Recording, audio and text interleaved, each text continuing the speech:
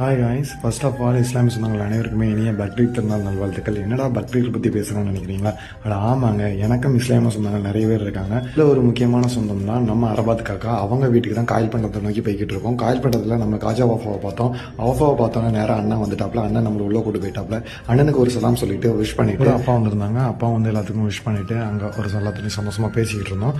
அடுத்து என்னங்க, பிரியாணி தாங்க. பிரியாணி சாப்பிட்றதுக்கான டைம் ஆயிடுச்சு. அண்ணன் வந்துட்டு பிரியாணி எல்லாமே ஒரு பாத்திரத்தில் எடுத்து வச்சு அவங்க வீட்டில் உள்ளவங்க எல்லாருமே நமக்கு சேர்ந்து பழமாறலாம். என் கூட காயல்பட்டினம் குட்டீஸ் எல்லாருமே நம்ம கூட உட்காந்து சாப்பிட்டாங்க. அவங்க வந்து நம்ம ஆல்ரெடி நம்ம பேஜை ஃபாலோ பண்றாங்க. கண்டிப்பா எல்லாருக்கும் எங்களையும் ஒரு முஸ்லீம் ஃப்ரெண்ட்ஸ் பிரியாணியோட காத்துக்கிட்டு இருப்பாங்க. அவங்க நேமை மறக்காம நீங்க கமெண்ட் செக்ஷன்ல டேக் பண்ணிருங்க. இந்த வீடியோவை அவங்களுக்கு ஷேர் பண்ணிருங்க. இங்க இருந்து சாப்பிட்டுட்டு நான் அண்ணன் சொல்லிட்டு கிளம்பிட்டோங்க. கறி பிரியாணி எல்லாமே ரொம்பவே நல்லா இருந்துச்சு.